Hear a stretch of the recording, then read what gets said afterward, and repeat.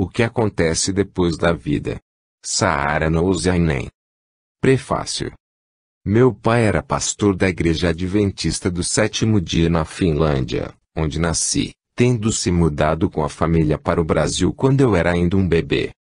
Meus irmãos e eu, desde que aprendíamos a ler, tínhamos a obrigação diária de ler alguns capítulos da Bíblia, começando por Gênesis e indo até o Apocalipse. Como aprendi a ler muito cedo, tive ocasião de ler esse livro algumas vezes, mas no Antigo Testamento, certas passagens me deixavam intrigada, enquanto outras me horrorizavam, mas eu procurava ignorá-las, não lhes dar atenção, para não perturbar meu mundo íntimo.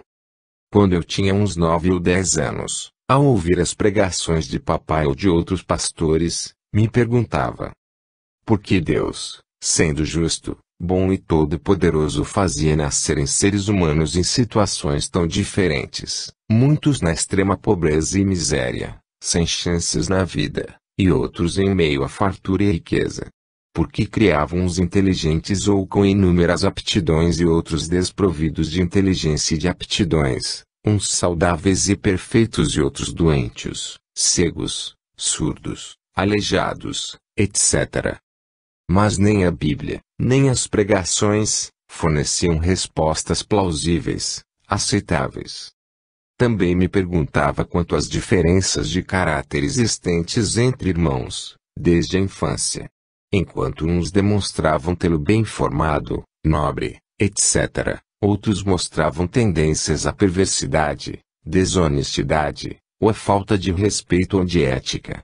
Então, pensava, ora, esses que já chegam ao mundo com tendências negativas são candidatos naturais ao inferno, ao passo que os outros são candidatos naturais ao céu e, em minhas concepções infantis, imaginava Deus, no céu, cercado de anjos, e com todo o seu imenso poder, escolhendo as almas que iriam nascer na terra e, apontando o dedo para umas, dizia: vocês vão nascer e viver na terra e depois voltarão para cá, para o meu regaço.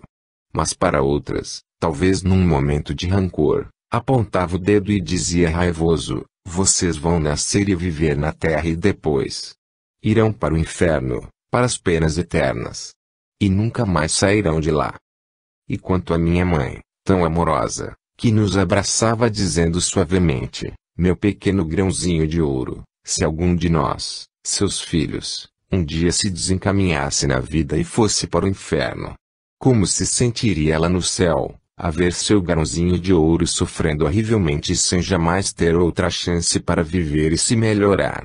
Seria a mais terrível das torturas para uma criatura como ela, tão boa, tão amorosa e com uma fé tão ardente e profunda.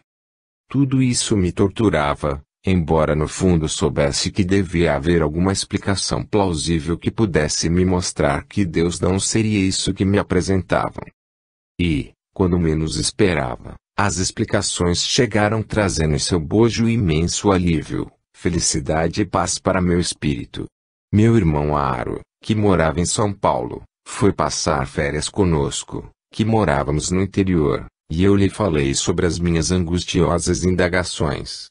Então ele disse que estava estudando uma doutrina nascida em Paris e cujas informações vinham sendo pesquisadas por cientistas e estudiosos em várias partes da Terra.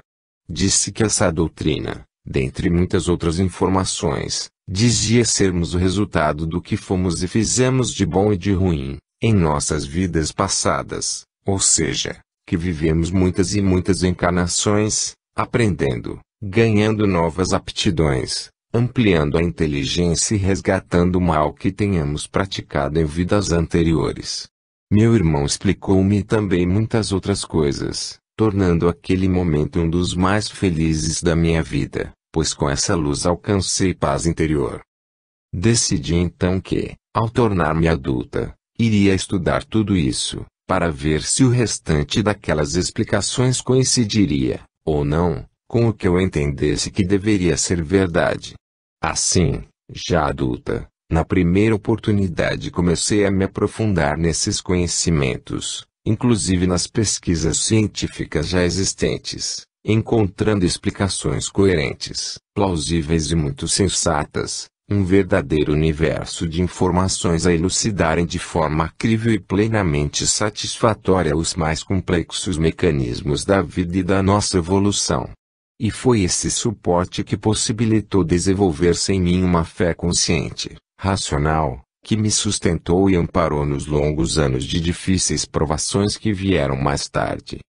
Então, com a alma extremamente feliz, mas triste ao pensar nas milhares de pessoas que também se fazem perguntas aflitivas sem obter respostas, nas horríveis torturas de tantas mães a crerem que seus grãozinhos de ouro irão para o inferno sofrer horrivelmente, sem jamais terem outra chance para viver e se melhorar. Decidi que meu projeto de vida seria procurar levar, a quem pudesse se interessar, essas respostas. Assim, durante mais de 40 anos no Brasil dediquei-me a escrever e publicar livros, além de inúmeras outras atividades sempre com essa finalidade.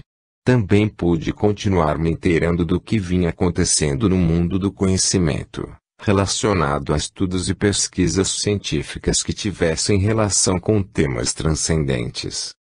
Agora, na Finlândia, minha terra natal, ofereço a quem se interessar estes esclarecimentos básicos sobre um assunto tão importante e fundamental para o nosso presente e principalmente, futuro.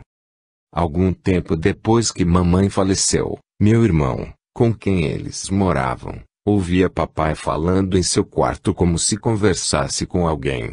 Perguntado, ele disse que algum tempo depois do desenlace de minha mãe ela começou a visitá-lo e passava longas horas conversando com ele. Com isso, ele foi se convencendo da sobrevivência do espírito. Não poderia ser o demônio disfarçado.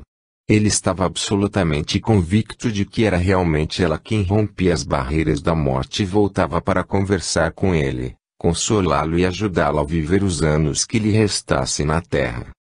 Disse também que dentro dessa alegria sentia uma grande tristeza por ter passado a vida inteira, como pastor, pregando a morte, quando poderia ter pregado a vida. Falou do quanto sempre se sentira impotente diante da dor de alguém que havia perdido um ente querido, principalmente de uma mãe, que vinha buscar conforto com ele. Se o falecido tivesse sido cumpridor dos deveres religiosos, então podia oferecer o consolo do reencontro no céu. Mas, se tivesse sido ateu, ou pior, se tivesse levado uma má vida, pelos postulados da religião, esse filho iria para o inferno, sofrer as penas eternas. E ele ficava sem condições de consolar aquela mãe. Não havia como fazê-lo. E se angustiava pelos inúmeros sofrimentos que não pudera aliviar. Capítulo 1. Questionamentos. As questões sobre vida, morte e o depois, têm estado presentes nas cogitações do ser humano e, hoje, com o avanço das ciências e do conhecimento, os entrechoques da fé cristã com a razão, têm levado muitos ao ateísmo, por não conseguirem conciliar inúmeros conteúdos das suas religiões com o bom senso. Além disso, a ciência tem proclamado a inexistência de Deus, sem qualquer prova científica, apresentando várias teorias científicas sobre as origens do universo e da vida, mas nenhuma responde a questões, como, por exemplo, como reações químicas poderiam criar vida inteligente, já que até mesmo os menores elementos como moléculas resultam de um projeto altamente inteligente, ou será que uma molécula de DNA, por exemplo, teria se autocriado, ou surgido de meras reações químicas, com toda a sua formidável complexidade? Porque no universo e na vida as transformações seguem um roteiro evolutivo. Por que não evoluem para o caos, para a destruição? Quem ou o que criou esse roteiro e o mantém ativo? Como não perceber no desenrolar dos acontecimentos no cosmo, na natureza, na progressão da vida na Terra um programa pré-estabelecido, apoiado em leis que regem o todo? Se tudo no cosmo não estivesse sujeito a leis inteligentes, não seria tudo absoluto caos? E essas leis, tão complexas, fabulosas e poderosas que abrangem e comandam tudo, teriam sido simplesmente elaboradas e mantidas atuantes por ocorrências fortuitas. Aceitar teorias científicas existentes sobre as origens do universo e da vida, sem a organização e comando de uma inteligência e poder inimagináveis e inalcançáveis pelo entendimento humano, seria o mesmo que acreditar ser um computador capaz de programar a si mesmo, sem a atuação de uma inteligência, a do programador. A ciência tem alcançado horizontes inacreditáveis, mas esbarra nos limites onde termina a matéria e o conhecimento passa a outros níveis, a outros patamares inalcançáveis no mundo físico e nestes círculos evolutivos inferiores onde ainda estagiamos. O ser humano não tem capacidade para devassar o indevassável, conhecer o incognoscível, ultrapassar as barreiras do infinito e perquirir a eternidade, ou conhecer as causas primárias do universo e da vida, imaginar o que fez fundir, ou criou, num minúsculo ponto toda a matéria hoje existente no cosmos para, depois do Big Bang, conduzir as ocorrências fortuitas de maneira a ir organizando todo o complexo cósmico e a vida, ao menos neste pequeno planeta chamado Terra-, e assim por diante. Nas últimas décadas do século XX surgiu a teoria do designer inteligente, apresentando argumentos científicos e lógicos dos mais fortes e coerentes que apontam para a impossibilidade de um simples acaso, ou convergências de situações, terem sido os responsáveis pela criação do universo e o início da vida na Terra. Mas, infelizmente, os autores dessa teoria tentam demonstrar, mesmo nas entrelinhas, que esse designer seria o Deus do cristianismo e esse detalhe reduziu drasticamente sua aceitabilidade nos meios científicos, pela impossibilidade de se acolher a ideia de que esse designer fabuloso, um poder e inteligência muito além da nossa capacidade de entendimento, poderia ser o Deus que é mostrado na Bíblia, vê capítulo 23, e Deus existe. Um outro tipo de explicação, bem mais racional, para a origem da vida na Terra é apresentado por Emmanuel, quando diz: "E quando serenaram os elementos do mundo nascente, reuniram-se nas alturas os intérpretes divinos do pensamento do Criador. Viu-se, então, descer sobre a Terra uma nuvem de forças cósmicas, que envolveu o imenso laboratório planetário em repouso. Daí a algum tempo, na crosta solidificada do planeta, como no fundo dos oceanos, podia-se observar a existência de um elemento viscoso que cobria toda a Terra. Estavam dados os primeiros passos no caminho da vida organizada. Com essa massa gelatinosa, nascia no orbe o protoplasma e, com ele, o germe sagrado da vida." Do livro A Caminho da Luz, pelo Espírito Emmanuel, psicografado pelo médium Francisco Cândido Xavier, Brasil.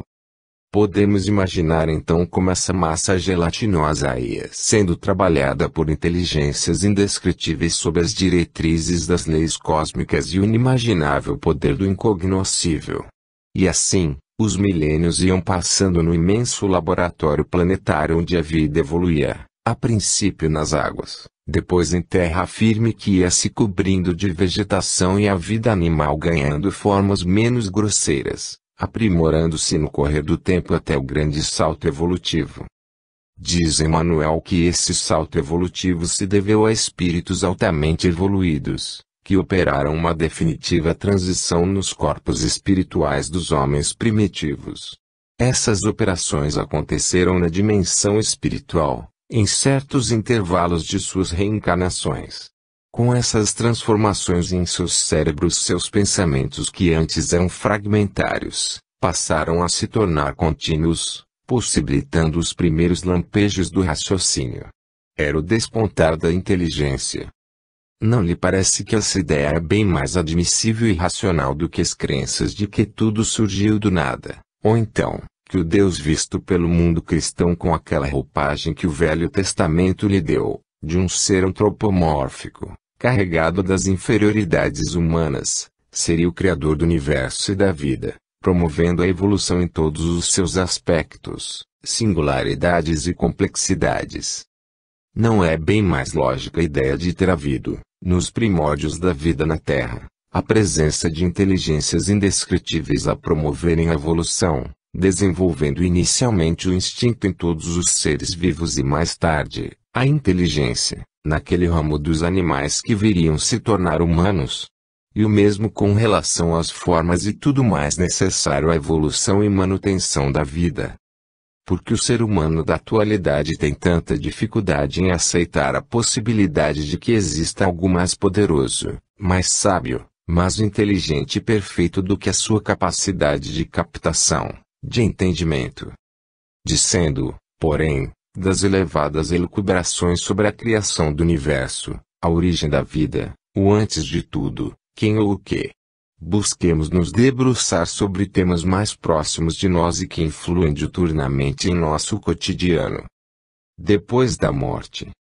A vida continua depois da morte, ou tudo que somos e fomos desaparece, se acaba. Tudo que vivemos e aprendemos, nossas alegrias e experiências, nossos sentimentos. Tudo isso deixará de existir.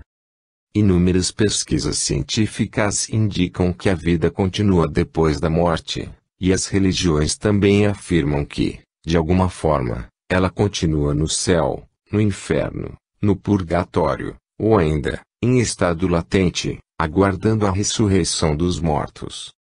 Mas aí surge uma questão à qual não se tem dado a devida importância: se todos havemos de morrer, como estaremos nesse além da morte?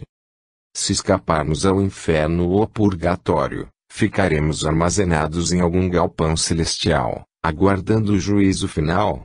Prostrados diante do trono divino em adoração, pela eternidade afora? Ou usufruindo as delícias do céu, também eternamente? Será que uma natureza dinâmica como a do ser humano poderia suportar um estado de inatividade, inócuo e vazio, por toda a eternidade?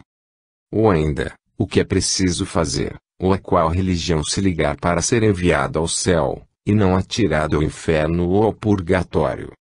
Pois são os próprios espíritos que têm dado as mais completas explicações sobre esse outro lado da vida. No século XIX, quando a humanidade já estava em condições de receber e assimilar mais uma fatia da verdade, quando o cristianismo estava começando a esgotar suas reservas de poder e domínio sobre as pessoas, e conforme a promessa de Jesus de que no devido tempo enviaria o Espírito de verdade para dizer tudo o que ele não poderia dizer então, porque não entenderiam em João 16:12,13, começaram a ocorrer comunicações de espíritos em pontos diferentes da Terra. No Zohar, começou com os ruídos que podem ser considerados como sendo dos mais importantes da história do mundo cristão, e quem narra esses fatos com todos os detalhes é Sir Arthur Conan Doyle, no livro The History of Spiritualism. Diz Doyle que os ruídos começaram a ocorrer num vilarejo chamado Hydesville, no estado de Nova York, na residência onde habitava parte de uma família de sobrenome Fox, composta pelo pai, a mãe e duas filhas, Margaret, de 14 anos, e Katie, de 11. A religião que professavam era metodista. Por vários dias se ouviram ruídos estranhos na casa dos Fox. Pareciam produzidos por arranhaduras. Às vezes eram simples batidas, outras vezes soavam como o arrastar de móveis. As meninas ficavam tão alarmadas que iam dormir no quarto dos pais. Mas na noite do dia 31 de março de 1848, os sons tornaram-se mais fortes e vibrantes que nunca. A menina Katie, no impulso corajoso, desafiou aquela força invisível a repetir as batidas que ela dava com os dedos. Esse desafio foi imediatamente respondido, e cada pedido da menina era logo atendido com novo ruído. Estabeleceu-se logo um código baseado no número de batidas. Por exemplo, uma batida equivalia a sim, duas a não, e assim por diante, numa forma de comunicação rudimentar. No livro citado, Sir Arthur transcreve um depoimento da senhora Margaret Fox, no qual ela diz: "Então pensei em fazer um teste que ninguém seria capaz de responder. Pedi que fossem indicadas as idades de meus filhos, sucessivamente. Instantaneamente foi dada a exata idade de cada um, fazendo pausa de um para outro até o sétimo, depois do que se fez uma pausa maior e 3 batidas mais fortes foram dadas, correspondendo à idade do menor, que havia morrido. Então perguntei, é um ser humano que me responde tão corretamente? Não houve resposta. Perguntei, é um espírito? Se for, dê 2 batidas. 2 batidas foram ouvidas assim que fiz o pedido. Então eu disse, se for um espírito assassinado, dê 2 batidas. Essas foram dadas instantaneamente, produzindo um tremor na casa. Perguntei, foi assassinado nesta casa? A resposta foi como a precedente. A pessoa que o assassinou ainda vive. Resposta idêntica, por 2 batidas. Pelo mesmo processo verifiquei que fora um homem, que o assassinaram nesta casa e os seus despojos enterrados na adega. Então perguntei, continuará a bater se chamarmos os vizinhos para que também escutem? A resposta afirmativa foi alta. Esses fenômenos tiveram grande repercussão e a afluência de curiosos foi tamanha que a família Fox acabou seriamente abalada com os acontecimentos, e como parecia que a coisa estivesse ligada às 2 meninas, estas foram afastadas. Mas em casa de seu irmão, Davy Fox, para onde foi Margaret, e na de sua irmã Mrs. Leah Fish, onde Katy ficou hospedada, os mesmos ruídos eram ouvidos. Foram feitos todos os esforços para que o público ignorasse essas manifestações, mas logo se tornaram conhecidas. Mrs. Fish, que era professora de música, tornou-se incapaz de continuar as lições, porque centenas de pessoas acorriam à sua casa para ver os fenômenos. Mas os fenômenos passaram a não se limitar à família Fox. Sons idênticos foram ouvidos na residência do reverendo H. Jarvis, ministro metodista residente em Rochester. Poderosos fenômenos físicos irromperam na família do diácono Ali, de Grace, cidade vizinha de Rochester. Pouco depois Mrs. Sarah Townley e Mrs. Benedict, de Auburn, desenvolveram notável mediunidade. Então e rapidamente, tornou-se evidente que essas forças invisíveis não estavam ligadas às meninas Fox. Em vão a família orou, com os seus irmãos metodistas, esperando alívio. Em vão foram feitos exorcismos pelos padres de vários credos. Além de cobrir os améns com batidas fortes, as presenças invisíveis não ligavam esses exercícios religiosos. Essa onda espiritualista que se formou então, espalhar-se-ia, mais tarde, pelo mundo, conforme for afirmado em uma das primeiras comunicações através das irmãs Fox. As próprias forças invisíveis insistiram para que se fizessem reuniões públicas onde elas pudessem manifestar-se ostensivamente. Era uma mensagem que vinha do mundo dos espíritos, conclamando os homens para uma outra posição filosófico-religiosa. Em pouco tempo, na Europa, os fenômenos espirituais passaram a fazer parte dos jogos e folguedos de salão, comuns numa época em que não havia entretenimentos como os de hoje. Nesses jogos as pessoas se divertiam fazendo perguntas aos espíritos e recebendo respostas através de códigos estabelecidos, baseados em pancadas que eram dadas por uma mesinha de 3 pés que se levantava e batia no chão com um dos seus pés. Na França, ante o fato de se tratar de uma inteligência invisível que respondia perguntas sobre assuntos os mais variados, o sábio francês Hippolyte Léon Denisard Rivail, professor de química, física, matemática e astronomia, autor de diversas obras didáticas adotadas pela Universidade da França, membro de várias academias de sábios, inclusive da Academia Real d'Arras, decidiu-se a investigar essas manifestações visando desmascarar o que acreditava tratar-se de fraude. Assim, às terças-feiras, Rivail passou a frequentar a casa da Sra. Boldin, em Paris. Julie, moça de 14 anos, e sua irmã Caroline, de 16, eram as médiuns que psicografavam as mensagens. Julie era uma médium impassiva, inconsciente do que escrevia. Somente achava divertido as pessoas lhe darem tanta importância. As reuniões, dirigidas pelos pais delas, não eram secretas, mas restritas a poucos convidados. Para escrever as mensagens, Julia e Caroline usavam uma cesta de bico, feita de vime, com 15 a 20 centímetros de diâmetro e uma espécie de bico com lápis na ponta. Pondo o médium os dedos na borda da cesta, o aparelho todo se agita e o lápis começa a escrever, explicou Rivail.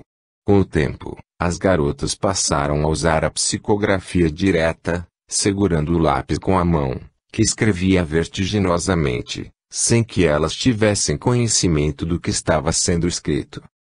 Diante delas, Rivail fazia perguntas as mais diversas, e os espíritos respondiam. Tratava-se de questões as mais complexas, tais como a imortalidade da alma, a natureza dos espíritos e suas relações conosco, a reencarnação, as leis morais, etc. Assim, aos poucos, questionando os espíritos, perguntando e anotando tudo, começou a convencer-se de que se tratava de uma impressionante realidade. Essas manifestações ocorriam também por intermédio de outros médiuns, em variados pontos da Terra. Eles não se conheciam e nada sabiam sobre o que estava acontecendo. Mas as informações trazidas pelos espíritos através deles, das irmãs Julia e Caroline, e outros médiuns que colaboraram com Rivail, formavam um leque extraordinário de conhecimentos que explicavam as causas e os porquês das diferenças e dos sofrimentos humanos, além de uma infinidade de outras questões. Aquele universo de informações e esclarecimentos vieram aliviar nossas angústias vivenciais e nos pacificar com a vida e com Deus. Durante mais de 20 meses Rivail realizou esse gigantesco trabalho de fazer perguntas aos espíritos, questioná-los, comparar as respostas com as recebidas por outros médiuns, organizá-las por assuntos, etc., até que seu primeiro livro ficou pronto e foi publicado em 18 de abril de 1857 em Paris, com o título Le Livre des Esprits, o Livro dos Espíritos, constando de 1019 questões. Depois escreveu mais outras obras como O Evangelho segundo o Espiritismo, enfocando os ensinamentos de Jesus, O Livro dos Médiuns, Céu e Inferno, Gênese, etc., sempre por esse mesmo método. Observação: Rivail, ao codificar a doutrina espírita, adotou o pseudônimo Allan Kardec, nome que usara numa de suas encarnações como sacerdote druida, conforme foi informado pelos espíritos. Em todo esse gigantesco trabalho Kardec demonstrou ter a mente de um cientista verdadeiro, totalmente descondicionada e aberta, tanto assim, que orientou, se um dia a ciência vier a desmentir algum dos postulados espíritas, fiquem com a ciência. É diferente de tantos que se põem a pesquisar algo, não com a finalidade de conhecê-lo, mas sim, na busca-se algum indício com que possam tentar desmenti-lo. Nascer, viver, morrer. Tornar a nascer e progredir sempre, tal é a lei, Kardec. Na Inglaterra, o altamente conceituado cientista inglês Sir William Crookes, descobridor dos raios catódicos e do talho, dentre outros, membro da Royal Society, Fellow of the Royal Society, FRS, um título honorífico concedido a cientistas notáveis, pôs-se a pesquisar esses fenômenos, no intuito de desmascarar o que acreditava ser mistificações ou truques. Ao final de 4 anos dessas pesquisas, Crookes proclamou a autenticidade de tais fatos, dizendo: "Não digo que isso seja possível, afirmo que isso é real." Essa posição custou a Crookes o apreço da maioria de seus pares que teriam preferido uma mentira científica à verdade que os incomodava. Rendeu-lhe também uma tempestade de controvérsias das mais diversas fontes. Mas, para perceber a seriedade das suas pesquisas e a realidade desses fatos basta ler o livro Researches in the Phenomena of Spiritualism, no qual Crookes descreve com minúcias como eram realizadas e como ocorriam as materializações do espírito Katia King, obtidas pela mediunidade da jovem Florence Cook, que tinha apenas 15 anos de idade no início das experimentações. Numerosos cientistas de renome, mesmo diante dos fatos mais convincentes, hesitaram em proclamar a verdade, com receio das consequências que isso poderia acarretar aos olhos do povo. Crookes, porém, não agiu assim. Ele penetrou o campo das investigações com o intuito de desmascarar, de encontrar fraudes. Entretanto, depois de anos de pesquisas, quando constatou que os fenômenos eram verdadeiros, insofismáveis, rendeu-se à evidência e curvou-se diante da verdade, afirmando que tais fenômenos eram reais. Seguiram-se-lhe mais de uma centena de pesquisadores e cientistas, em várias partes da Terra, que se dedicaram e se dedicam intensamente a investigar os fenômenos espirituais, inclusive utilizando atualmente tecnologias de ponta, e até hoje, os resultados só têm vindo confirmá-los e ampliar o leque de informações e conhecimentos já existentes. VCAPS 04, 06 a 14. Questionamento: mas representantes e líderes de religiões cristãs garantem que o espiritismo é coisa do diabo, que foi Satanás e seus asseclas que se manifestaram trazendo todas aquelas informações, de que se compõe a doutrina espírita. Resp. Se fosse assim, então teríamos de convir que Satanás se converteu e se tornou melhor do que o próprio Deus do Velho Testamento, porque o Espiritismo não exorta nenhuma das barbaridades que nele encontramos, cometidas por Jeová, vê capítulo 22 Bíblia. Ao contrário, sempre exorta a prática do bem, da humildade, do perdão, da pacificação, do amor posto em ação, e tudo mais que Jesus ensinou. Sob a sua égide nada se cobra dos benefícios prestados, e só se faz o bem. Seus ensinamentos são de molde a pacificar a criatura com o Criador, ao compreender que os sofrimentos por que passa representam resgates de erros e maldades cometidas em vidas passadas e que lhe estão pesando na consciência profunda, que os sofrimentos vão cessando conforme for liberando a consciência desses pesos, que não existe um inferno eterno, nem um céu adquirido mediante quaisquer meios que não sejam através da liberação da própria consciência conforme mencionado, das próprias mudanças interiores ao transformar sombras em luz, etc. Muitas pessoas, ao acordarem pela manhã, já recebem o novo dia com todo o peso dos problemas, das lutas, do trabalho que ele representa. Esse é um estado de espírito negativo, que gera depressão e atrai ainda mais dificuldades. Por isso, ao acordar, receba o novo dia com alegria, com prazer, vendo nas dificuldades mais um desafio a renovar suas energias e o seu desejo de vencer. Pensamentos e sentimentos positivos chamam boas energias, abrem muitas portas e atraem o que é bom. Portanto, sempre, ao acordar pela manhã, imprime em todo o seu ser um estado de espírito positivo, prazeroso, de bem com a vida, e receba um novo dia com tranquilidade e confiança. E não se esqueça da prece, de elevar o pensamento e o sentimento ao Pai Maior pedindo-lhe proteção, assistência e inspiração para guiar-se sempre de acordo com as suas leis. Capítulo 2. Mundo espiritual. A assim chamada substância de que se compõe o mundo espiritual e as dimensões espirituais, está além da capacidade de compreensão do nosso cérebro, porque este é composto por substância física e, portanto, não pode avaliar o que não é detectável por ele. Por isso fica difícil para nós aprendermos essa ideia, mas isto não significa que ela não seja real. Da mesma forma, não conseguimos assimilar a ideia de tempo e de espaço. Se pensarmos o tempo para o futuro por alguns bilhões de anos, o que virá depois? E se pensarmos o espaço e viajarmos por ele em determinada direção por bilhões de anos-luz e chegarmos aos confins do cosmo, o que tem depois desses confins? Por isso, parece-nos ufanismo afirmar-se, por exemplo, que não existem outras dimensões ou mundos espirituais só porque nossos sentidos e instrumentos não conseguem detectá-los, posto que vivemos e nos movemos dentro de apenas um aspecto cósmico. A ciência vem falando em universos paralelos, tateando algo que talvez um dia venha a explicar a existência do mundo espiritual. Já os espíritos dizem que explicar as coisas espirituais para a Terra é muito difícil por lhes faltarem palavras, imagens ou condições para comparações. E nós não temos parâmetros aqui na Terra para podermos entendê-los melhor.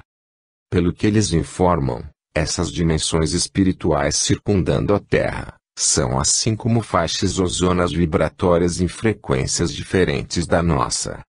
As mais próximas da crosta da Terra são conhecidas como umbral ou umbrais, estruturadas em faixas energéticas mais grosseiras, localizados, digamos assim, no território das emanações mentais e emocionais dos seres humanos, tanto encarnados quanto desencarnados, espíritos. A energia das ideias, pensamentos, emoções, atitudes, ações, que não são compatíveis com a elevação espiritual das zonas superiores, de luz, fica nos umbrais, e isso forma uma massa vibratória onde habitam os espíritos de mesma sintonia. São regiões onde imperam desequilíbrios e aflições, refletindo as mazelas, as maldades, o ódio, a inveja, a ociosidade e outros valores negativos dos seus habitantes. Pelo que informam alguns espíritos, abaixo do umbral e interpenetrando a crosta terrestre se encontram as trevas, que são zonas ainda mais tenebrosas, das quais pouca notícia se tem, mas sabe-se que são habitadas por espíritos totalmente voltados ao mal.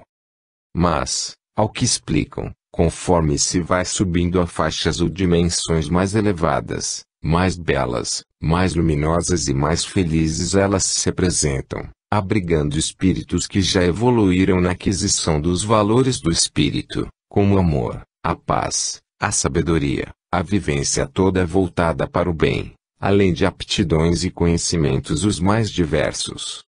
Assim, dá para perceber que não se pode culpar Deus por ter criado regiões de purgação e de sofrimentos, nem qualquer tipo de inferno que lhe queiram atribuir, já que são criações de seus próprios habitantes. Por outro lado, também as dimensões mais belas e mais felizes não representam graças ou benefícios outorgados por ele, mas sim, conquistas realizadas pelos próprios espíritos que nelas habitam. Sabe-se que após a morte muitos permanecem aqui mesmo, nos ambientes onde viveram, enquanto outros acabam atraídos para o umbral, quando não, para junto de outros espíritos com os quais se afinam. Nesses casos, os assassinos se sentem bem em companhia de seus iguais, assim como os avarentos, os ambiciosos, os cultivadores dos mais diversos vícios, etc. Os políticos se veem atraídos para junto de espíritos que foram políticos na Terra, e assim por diante. Esses grupamentos afins continuam, muitas vezes, desenvolvendo suas atividades eletivas na Terra, influenciando pessoas que, por sua vez, se afinam com eles. No caso dos vícios, por exemplo, não podendo locupletar-se com o fumo, a bebida, as drogas ou qualquer solicitação viciosa, esses espíritos, em contato com os dependentes de tais vícios aqui na dimensão física, tornam-se seus parceiros, acoplando-se a eles, induzindo-os com persistência aos vícios, desejosos sempre de satisfação, querendo sempre mais e mais. Eles conseguem essa satisfação em contato com a pessoa viciada, absorvendo a parte etérea do fumo, do álcool, das drogas e até mesmo das energias do ato sexual. São espíritos bastante materializados, com seus corpos espirituais muito densos, por isso necessitam desse tipo de energias e de outros que aurem de maneiras diversas. A morte não transforma a criatura. Quem é mau aqui no nosso espaço físico, continua a ser mau depois da morte. Quem é avarento, orgulhoso ou imoral continua do mesmo jeito no mundo espiritual. Quem se entregou a vícios, como os citados, continua sentindo necessidade deles. Ninguém vira santo porque morreu, nem se livra das viciações que vivenciou. Pergunta: pode acontecer desses espíritos que habitam nessas regiões inferiores, ou aqueles que são voltados ao mal, se unirem para invadir as faixas mais elevadas de que falou? Isso é impossível, porque os que habitam nas faixas mais elevadas, em razão de sua elevada frequência vibratória, assim como a da faixa onde habitam, podem perceber e detectar todas as inferiores, mas os que habitam nas camadas inferiores não conseguem sintonizar com as mais elevadas, por isso não as percebem, da mesma forma como nós aqui na dimensão material não conseguimos perceber a dimensão espiritual, a não ser em condições especiais. Nas dimensões espirituais acima das faixas inferiores, não há inatividade nem inércia. Lá existe de tudo que pode ajudar o ser em seu crescimento espiritual, desde atividades voltadas a assistir pessoas na Terra, atender a espíritos nas zonas inferiores, quando estes se arrependem de suas más vivências e desejam corrigir-se, até escolas e cursos de todos os níveis, institutos de pesquisas científicas, de programação de reencarnações, e muitas outras. Os espíritos dizem que novas ideias, novas descobertas visando bem para o ser humano, o planeta, a natureza, etc., são realizações espirituais, que depois são trazidas à Terra. Isso explica por que muitas novas ideias e descobertas da ciência acontecem em vários lugares simultaneamente. Essas informações e explicações sobre as dimensões espirituais e a vida e atividades dos espíritos, são eles próprios que têm trazido, principalmente através da psicografia, por intermédio de inúmeros médiuns, em diferentes pontos da Terra em diversas épocas. Nessas mensagens, dirigidas em parte a parentes e amigos que aqui ficaram, os espíritos contam como foi a sua passagem para o mundo ou dimensão espiritual, e como é essa nova realidade. Também pela TC e transcomunicação instrumental, os espíritos têm se comunicado através de aparelhos eletrônicos, trazendo informações semelhantes. Capítulo 09, o experimento de Scully, e capítulo 12, transcomunicação instrumental. Um dos portadores das mais amplas e detalhadas notícias e explicações sobre o mundo espiritual é o espírito André Luiz. Em 1944 ele psicografou, através da mediunidade de Francisco Cândido Xavier, Brasil, o livro Nosso Lar, primeiro dos 11 livros da coleção A Vida no Mundo Espiritual. V capítulo 11, Mediunidade, Chico Xavier. Tanto André Luiz, quanto diversos outros espíritos, têm mostrado como esse outro lado da vida é parecido com o lado de cá. Há muitas semelhanças. Ninguém fica vagando no espaço como alma penada, tocando harpa na beira da nuvem, ou queimando no inferno pela eternidade afora. O mundo espiritual, para os espíritos, é tão real e dinâmico quanto o nosso mundo físico é para nós. É por isso que muitos espíritos não sabem, ou não conseguem acreditar que já morreram. São daqueles que pensam que ao morrer irão para o céu, o purgatório ou mesmo para o inferno, ou então, que a morte irá apagá-los de vez. Mas, ao invés disso, encontram-se quase como antes. Muitos voltam para o lar, para os ambientes do trabalho ou do lazer. Veem as pessoas, falam com elas, mas as pessoas não lhes dão a menor atenção, levando-os a pensar que ficaram loucos, ou que estão vivendo um pesadelo interminável. Muitos assistem ao próprio velório e sepultamento, mas não aceitam a ideia de que aqueles funerais sejam seus. Pergunta: o que acontece então com eles?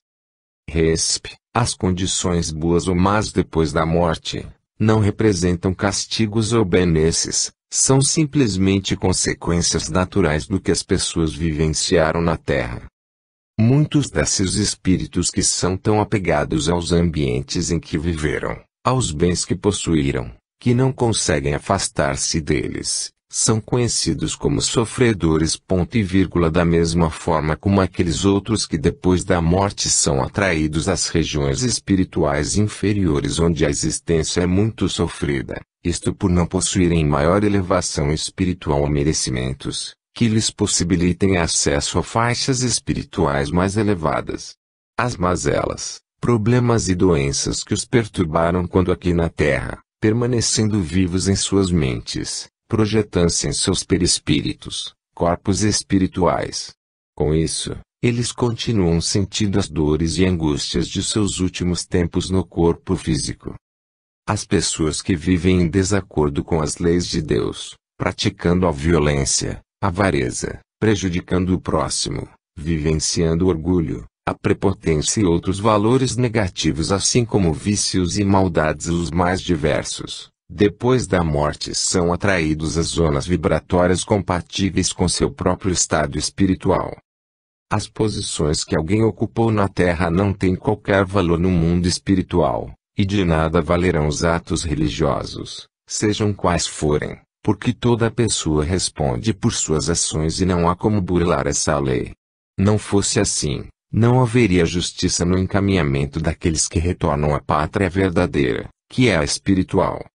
No Brasil há milhares de centros espíritas, onde nada se cobra dos frequentadores, nem de ninguém, onde os médiuns, dirigentes e demais trabalhadores podem ajudar, ou não, na manutenção da instituição, e todos trabalham em nome apenas do amor, tendo por guia Jesus, e os ensinamentos e orientações da doutrina espírita, codificada por Allan Kardec. Uma das inúmeras atividades desses centros é o esclarecimento a esses espíritos, chamados de sofredores. Isso ocorre em reuniões especiais, chamadas de mediúnicas, onde os espíritos dirigentes dos trabalhos aproximam o sofredor de um médium, justapondo a ele. Nesse contato o sofredor consegue expressar-se através das faculdades físicas do médium. O dirigente terreno então conversa com ele explicando-lhe a realidade. O grupo todo envolve o irmão sofredor em vibrações de paz e de amor. Vibração, energia gerada pelos sentimentos, emoções e pensamentos. É como ele se alivia e consegue melhorar a própria frequência vibratória. Isso é necessário para que ele possa ser socorrido e levado para tratamento em local adequado. Isso, na dimensão espiritual onde existem inúmeras colônias, instituições e abrigos, com milhares de espíritos trabalhando em nome do amor, atendendo esses que chegam da Terra e os que são resgatados de zonas inferiores, em estado de necessidade.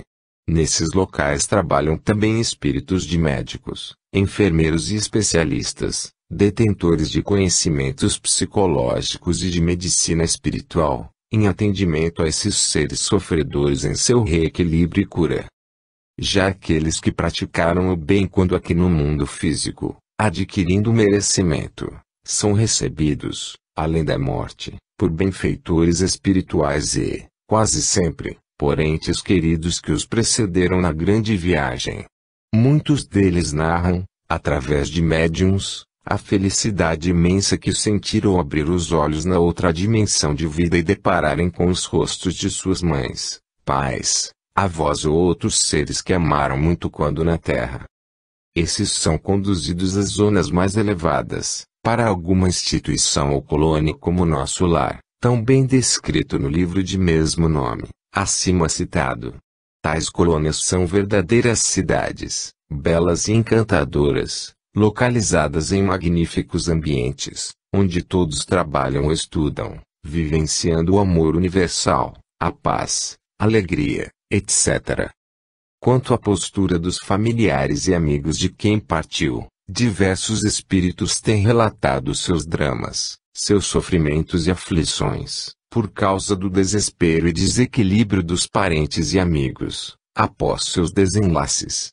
Eles dizem que as lágrimas dos entes queridos que ficaram na Terra, suas vibrações angustiadas, chegam a eles com muita intensidade, provocando aflições sem conta.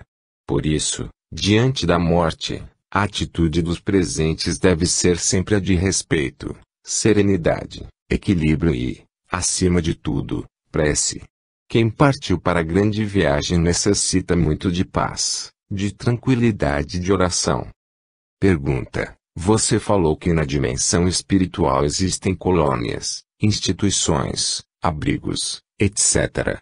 Quem os construiu, ou existem desde sempre? Resp. As construções existentes nas dimensões ou faixas vibratórias mais elevadas, e mesmo as instituições socorristas existentes no umbral, são também criações mentais. O espírito André Luiz explica, por exemplo, que a colônia espiritual Nosso Lar foi construída por espíritos de antigos portugueses, seres com grande capacidade mental, que plasmaram dessa forma todas as suas construções. Pergunta: que é frequência vibratória? Resp. Os pensamentos, os sentimentos e emoções produzem o que se conhece como vibração, e o seu teor reflete o que há em nossa alma, definindo a frequência dessa vibração, desde a mais baixa até a mais elevada que a nossa condição possa gerar. O escritor Francisco Carvalho, no livro Influências Energéticas Humanas, elabora uma escala imaginária que vai de 0 a 100 graus, com os seguintes valores. No grau 0 teríamos o ódio, emoção de mais baixo teor vibratório, nos 10 graus os desejos de vingança, nos 20, a inveja, o ciúme, nos 30, o rancor, o azedume, os ressentimentos e assim por diante, até os neutros, nos 50 graus. Nos 70, já numa faixa positiva, teríamos a esperança, nos 80, a fé, nos 90, a oração e a alegria e, finalmente, nos 100, o amor, a mais forte vibração de teor positivo. Ainda na escala de vibrações de baixo teor podemos acrescentar as inúmeras curtições de natureza inferior, como as mais diversas taras, a crueldade, a perversidade, os muitos tipos de perversão, as conversas voltadas às baixas paixões, os mais diversos vícios, etc. Já, para elevar o teor vibratório podemos acrescentar os sentimentos nobres, as leituras e conversas voltadas para assuntos ligados ao bem, à religiosidade, à fraternidade, ao amor puro, da mesma forma a alegria sã e a meditação em temas elevados, enfim, tudo que possa nos sintonizar com as forças mais altas da vida.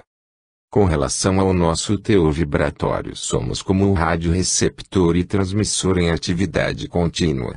Assim, a depender do teor do que estamos pensando ou dos sentimentos e emoções que estamos desenvolvendo, atraímos espíritos que vibram na mesma faixa.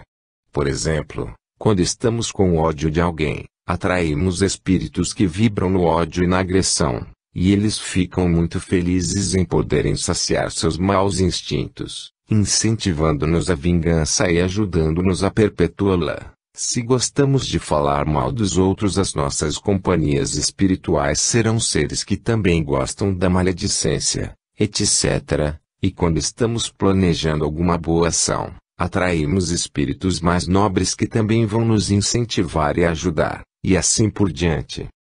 E quando muitas pessoas num país vibram no ódio e em desejos de agressão, os espíritos afins se juntam a eles para incentivar e ajudar, muitas vezes, com resultados imprevisíveis.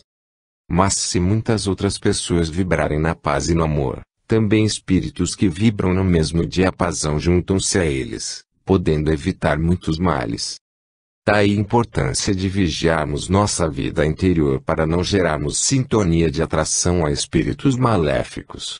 E se quisermos a companhia dos bons espíritos, basta vibrarmos e agirmos no bem, na paz, no amor, etc. Nota: corpos espirituais, de acordo com explicações dadas pelos espíritos na codificação do Espiritismo, somos formados pelo corpo material, o corpo espiritual ou perispírito, e o próprio espírito. Num estudo mais aprofundado ou detalhado, no livro 14 Lições de Filosofia Yogi, o Yogi Ramacharaka, 1862 a 1932, fala sobre os 7 princípios de que se constitui o ser humano, sendo 3 materiais e 4 espirituais. Os princípios materiais, partindo do mais grosseiro, seriam: corpo físico, duplo etérico, intermediário entre os corpos físico e espiritual, que se destrói após a morte do corpo carnal, e corpo espiritual, ou perispírito, conv. Kardec. Os princípios espirituais seriam: mente instintiva, rege o ser em sua fase de vida instintiva; mente intelectual, quando esta começa a despertar, vai lançando luz sobre a mente instintiva, promovendo, no correr dos séculos, sua evolução como ser humano; mente espiritual, quando começa a despertar, vai lançando sua luz sobre a mente intelectual, é quando o ser começa a sentir necessidade de espiritualização; e espírito, centelha divina, impossível de ser descrita, é Deus em nós, ou seja, nossa essência divina. Quanto a mais informações sobre os assuntos que vimos tratando, há extensa bibliografia a respeito em português, em inglês e muitos outros idiomas. Capítulo 3. Reencarnação. Alguns questionamentos. 01. De onde nos vêm as aptidões especiais? 02. Por que tantas e tão profundas diferenças entre as pessoas? 03. Será que Deus aponta o dedo para uma parte dos seus filhos, ao nascerem, dizendo: vocês vão sofrer, e para outra parte: vocês serão saudáveis e felizes? 04. Será que ao morrer a pessoa se acaba, e todas as suas vivências, experiências, amores, conhecimentos, conquistas, se perdem no nada? 05. E nós? Devemos aceitar o mistério das aparentes injustiças e do acabar no nada, passando pela terra como bois na manada ou como mortos-vivos, sem questionar, sem investigar, sem refletir, crendo cegamente no que dizem as religiões sem observar as suas contradições, ou ainda, tornar-nos ateus? Vejamos uma explicação sensata, coerente, pesquisável e pesquisada. A ideia da reencarnação, ou seja, das vidas sucessivas, é muito antiga, significando que nascemos, vivemos, morremos e tornamos a nascer em novo corpo para vivenciarmos novas experiências, com o fito de evoluirmos e nos ajustarmos com a grande lei. Essa ideia é encontrada em vários sistemas religiosos do mundo, entre as tribos selvagens mais afastadas umas das outras, em todos os continentes da Terra e desde os povos mais antigos. Isto mostra que ela não foi inventada. É como se tivesse surgido junto com o ser humano, um conhecimento do próprio espírito. Grandes pensadores como Pitágoras, Sócrates e Platão, tinham-na como fundamento filosófico. Tudo no universo evolui, embora lentamente. Tudo caminha em direção ao Criador. Quando reencarnamos, as lembranças das vidas passadas ficam arquivadas em nosso inconsciente. Isto nos poupa de lembranças amargas e nos permite uma oportunidade inteiramente nova para crescermos e consertarmos o que tivermos destruído no passado. Mas todos os valores adquiridos, positivos e negativos, permanecem latentes, influenciando, manifestando-se em nosso caráter. Se nos lembrássemos de nossas vidas passadas, como poderíamos receber por filho alguém a quem prejudicamos ou que nos fez sofrer? Com esquecimento, porém, os ódios se acabam nos braços de pai e mãe. É muito comum os espíritos reencarnarem nos ambientes ou famílias onde viveram. Muitos, por amor e afinidades, outros pela oportunidade que a grande lei lhes dá para refazerem seus caminhos, corrigirem faltas e consertarem algum mal que tenham praticado no passado, diluindo ódios existentes. Também podem voltar à Terra em ambientes estranhos. Quem foi mau filho poderá renascer como criança abandonada, para aprender a dar valor à família. Quem foi orgulhoso poderá vir em condições de pobreza ou de subalternidade, para aprender a ser mais humilde. Quem foi preguiçoso talvez volte à Terra sem saúde, desejando trabalhar, mas sem condições físicas para tanto. Quem usou mal a língua, levantando o falso, estimulando a imoralidade, a violência, a maldade ou a descrença em Deus e na vida, poderá renascer com problemas de fala ou mesmo completamente mudo, por causa do tipo de energia que gerou e acumulou nos órgãos da fala. O mesmo, quanto aos desvios do sexo, prostituição, e as mais diversas perversões sexuais, assim como aos mais variados vícios que interferem nas condições do corpo espiritual, refletindo-se nas futuras encarnações. Também o suicídio afeta profundamente esse corpo